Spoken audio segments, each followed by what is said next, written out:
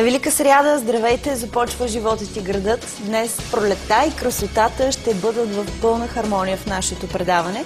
Преди обаче да разберете за какво говоря и какви са днешните теми и гости, нека ви припомня и въпросът ни за тази седмица, който верен отговор може да ви донесе още по-приятни празнични дни, защото имате шанса да спечелите нашата награда. Едно чудесно бижу с кристал Сваровски. Виждате го в момента. То е осигурено от фирма Viastil ООД. А въпросът, на който колегите очакват верен отговор на телефони 63286 или 63296 с код за Пловдив 032 е кое от следните наименования е форма на кристал Сваровски. Ето ги трите възможни отговора. А. Сърце, Б. Слънце или В. Кипарис. Обадете се и отговорете, защото още утре на Велики четвъртък в края на предаването ще разберем кой от вас ще грабне наградата. А сега към темите на Велика сряда. Ще говорим за най-голямото и престижно състезание – Националната кулинарна купа на България 2012, което ще се проведе следващата седмица в Международен панаир Пловдив. Има ли нови моменти в петото издание, ще разберем от Николай Боруков от Българската асоциация на професионалните готвачи. Ще се опитаме да ви завладеем и с пролетни настроения, така е наречена изложбата на Жулиета Георгиева, която вплита традиции, оригиналност и артистичност в уникални изделия от царевична шума. И тъй като пролетта събужда красотата от зимна летаргия, няма как пък да не обърнем внимание на външния вид. Как да избегнем стреса от смяната на сезоните и какви грижи да полагаме за красива и сияйна кожа. Все въпроси, които ежедневно си задаваме. За техните отговори потърсихме специалист. Мой гост в студиото вече е Донка Андонова, собственик на студио за красота, която ще ни даде съвети за почистване на лице, празничен грим и поддръжка на кожата.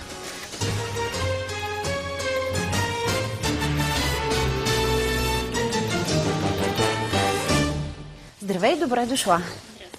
Много се радвам, че отново си ми на гости. Как си?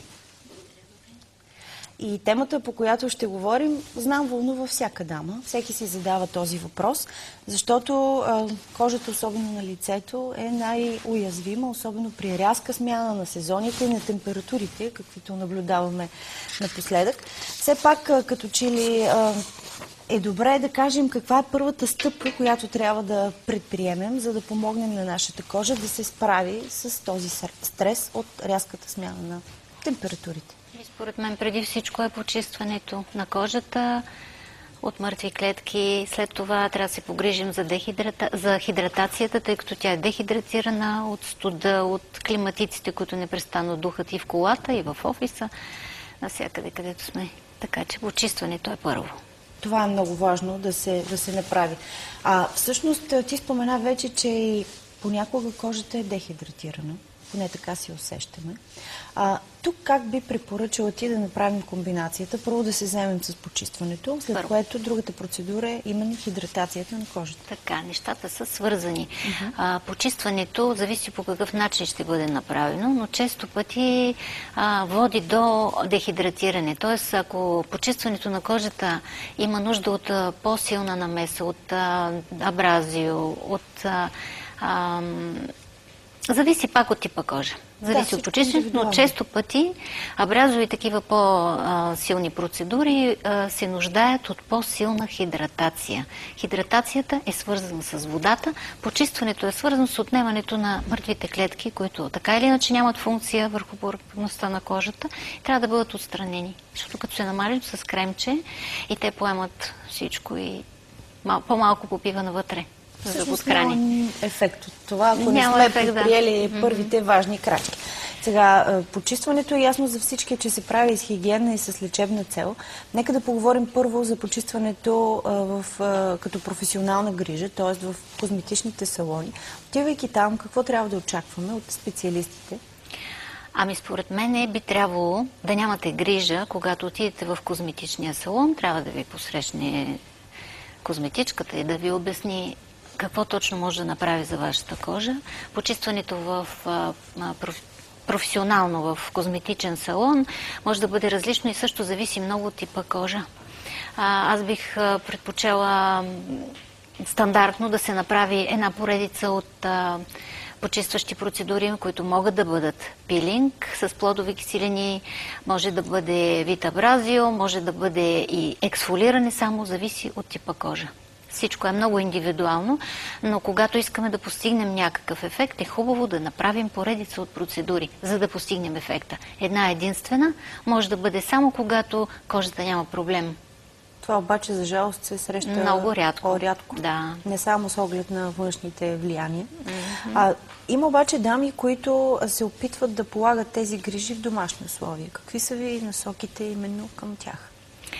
Тези, които са решили, че нямат нужда от професионална грижа, е добре да си закупят някакъв вид ексфолиращ продукт. Ексфолирането също, това ще го казвам много пъти, и почистването на кожата е много индивидуално. То може да бъде направено с различни видове продукти. Един тип продукти, това са ензимните продукти, които се намазват на кожата, измиват се след около 10 на минути. Те по-своему избирателно почистват мъртвите клетки.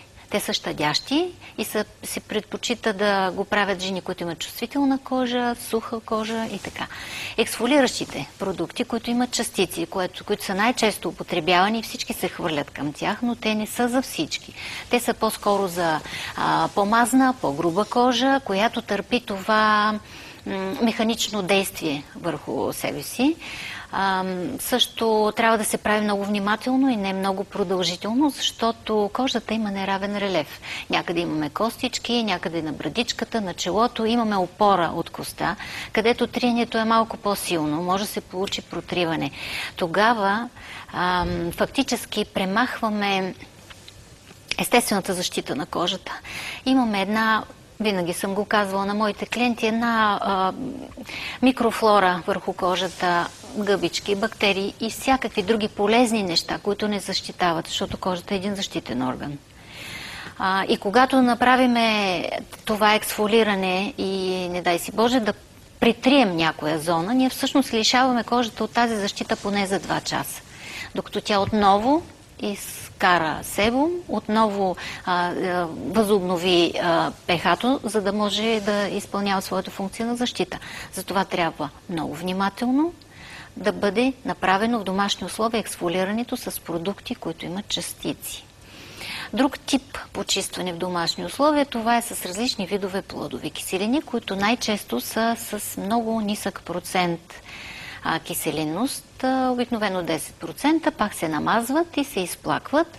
Разликата между химично приготвените киселини и плодовите киселини, които са извлечени от различни видове плодове, е тази, че химично приготвените киселини, които и с по-висок процент, често пъти при редовна употреба могат да доведат до изтъняване на кожата. Но това е когато се прави драстично. Това всичко е упоменато в продуктите и един професионалист би трябвало да знае кога, къде, какво прави. И в общи линии това са основните неща, които трябва да се знаят при домашни условия. Сега обаче, ако искаме все пак след всички тези грижи, които сме положили, почистване на кожата, хидратация, все пак ако искаме по-дълго време да се радваме на здрава и блестяща и сияйна кожа, много е важно и каква козметика използваме, ежедневната. Имам предвид кремовете, нощни, дневни. Тук обаче е много важно, доколкото знам, вие сега ще кажете така ли е, да изберем подходящата за нас козметика. А от тук идва и въпроса как да определим наистина нашият вид кожа. Защото определяйки грешно типа кожа, от тук вече идва и неподходящата козметика и знам, че последствията може да не са много приятни. Определено не са приятни. Аз срещам с такива случаи ежедневно. Според мене, не можем да си мислим, че знаем всичко. Дошло е време на професионалиста. Според мен би трябвало да се обърнем към професионалист, поне за първоначална консултация. Защото много често идват хора, които грешат. Те не са длъжни да знаят всичко. Ние сме длъжни да си познаваме работата. И да обърнем внимание и да кажем на определената жена, която дошла, какво точно е необходимо. Най-често срещаната грешка, особено при промяна на сезоните, това е бъркането на сухата кожа с дехидратираната кожа. Дехидратираната кожа, хидратацията, само по себе си думата определя липса на вода. Дехидратирана може да бъде и мазната, и сухата, и смесената, и чувствителната, и всяка може да бъде дехидратирана. Тоест на нея липсва вода, влага, която е причинена от изсушаване. Тоест от повърхността на кожата се изпарила по някаква причина повече вода. И снабдяването е закъсняло. Хубавото е, че на кожата може да действаме отгоре и да предизвикаме тази хидратация отгоре. Това е чудесно. Например, това, което се сещам, скоро дойде клиентка, която казва: моля те, погледни ме, виж какво ми е на кожата. Кожата ми е страшно суха, аз имам нужда от нещо за суха кожа. И аз като погледнах, просто изумително беше, че кожата изобщо не беше суха, кожата беше смесена, дори мазна в тези зоната, но се получава, всъщност на сухата кожа ни достигат липиди, ни достигат мазнини. Когато една суха кожа трябва да си закупи някой човек хидратиращ крем за суха кожа, той трябва да има и някакъв липиден елемент в него. Този липиден елемент, тази мазнинка, която ще има в крема, ще задържи влагата. В противен случай влагата влиза, излиза и нищо не се прави. Така че дехидратирана може да бъде всяка кожа. И мазната, и сухата. И ако искате, тук вече мога да определя какво е необходимо всеки един да си закупи, ако иска да се грижи добре. Да, така е. Това е много важно. Само имам още един въпрос. Как точно се прави диагностиката на кожата за определяне на типа? Диагностиката на кожата се определя или с тестове. Те са професионално изработени. Едни лепинки, които се поставят на кожата на различни места, сравняват се с образци. Друг начин е с апарати. И друг начин е, когато козметика със своя опит може да погледне и да каже: тук имаме такъв случай. Но това са трите начина. Съвсем прецизно да се определи какъв е типа кожа и то вече да знаем коя е най-подходящата за нас козметика. Сега тук е момента, може би, да обясним точно това, ако искаме наистина да бъдем абсолютно полезни за нашата кожа. Какви продукти би трябвало да си набавим, следствие, изхождайки от факта какъв тип е нашата кожа? За всички типове кожа трябва да знаем каква е кожата ни. За всички типове първо трябва да има едно измивно средство за всеки тип кожа. Измивно според типа. За сухите кожи това са типовите млека. За мазните кожи това са пенещите се гелове. Много простичко, никакви тампони. Аз не препоръчвам. Всеки, ако желая, може да ползва тампон, но слага се малко от продукта на дланта, разпенва се с водичка, изтрива се лицето, включително ако може и очите, този продукт, ако не пари. Пенещите се, тези за мазна кожа съдържат детерженти, които лютат на очите, затова може би грима да се почисти с друг продукт. Натрива се този продукт върху лицето и се изплаква с вода, мили дами, вода. Това е най-добрият начин. Представете си какво се получава с едно тампонче, което е с млеко или с някакъв продукт и с него си трием и си мажем. Така.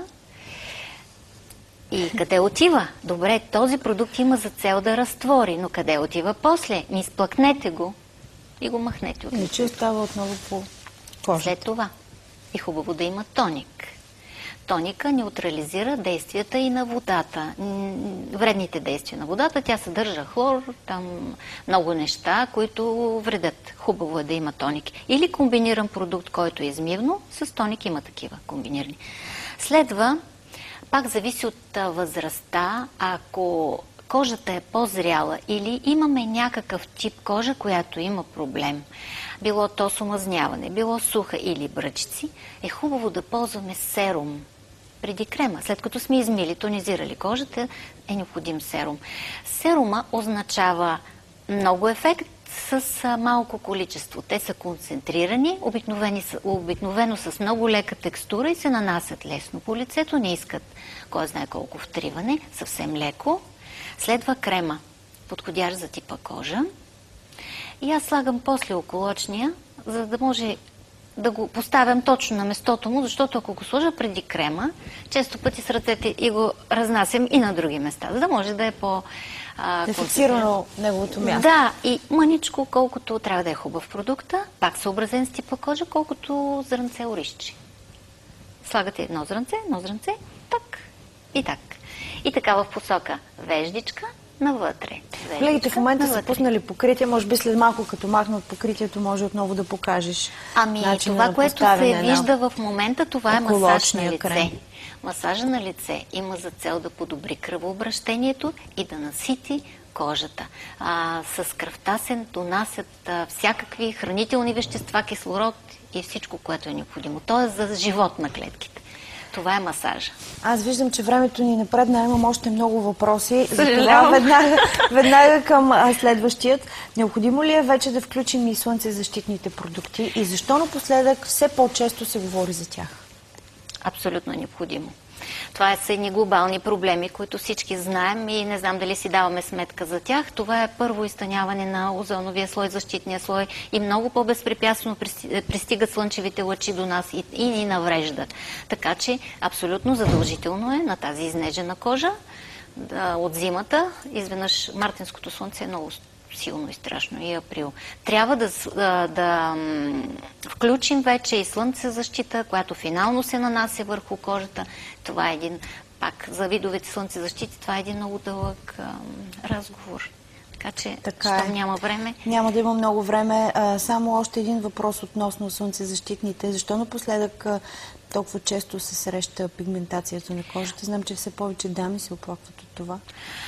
Пак глобалният въпрос за агресията на слънцето и другото, това са хормоналните проблеми. Храната, с която се храним, особено ние, които сме градски хора и нямаме контрол върху това, много ни е стимулирана храната. Какъв е точно произхода на хранителните ни продукти? Това животинче там или пръскано е, хранено е с хормони, които ние поемаме. И много са чести проблемите и с окосмяването. Пак във връзка с тези. Статистиката показва 8 от 10 жени имат пигментации. Сериозна цифра е. И трябва да знаят как да употребяват слънцезащита.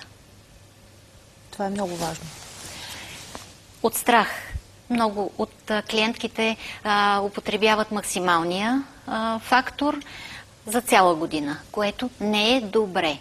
Само с едно изречение ще кажа, дайте си сметка, че това, което вие не използвате, то атрофира. Тоест, нашата кожа има собствена защита. Не използвайки нашата собствена защита, ние я караме да залинее. И в момент, който прекалиме със слънцезащитите или останем без слънцезащита, тогава тежко ни. Така да завършим нашият разговор. Не е много оптимистично, обаче. Не, обаче са ценни напътствията и съветите. По-весело, освен да кажем за абитурентите, които предстои, но имаме точно 1 минута. Знам, че все пак с трепетната подготовка около най-чаканата вечер на завършващите, абитурентския бал с избора на тоалет и подходящите аксесуари. Много важно обаче да обърнат внимание и на лицето си, за да им стои наистина перфектно грима. Преди това трябва да положат грижи за кожата. Задължително трябва да почистят лицата си, според мен, преди да започнат с грима и в близките дни преди бала. Трябва да почистят лицето седмица преди това, може би, за да може грима добре да приляга на кожата им. Тези, които нямат проблеми, тези, които имат проблеми, трябва много по-рано да помислят.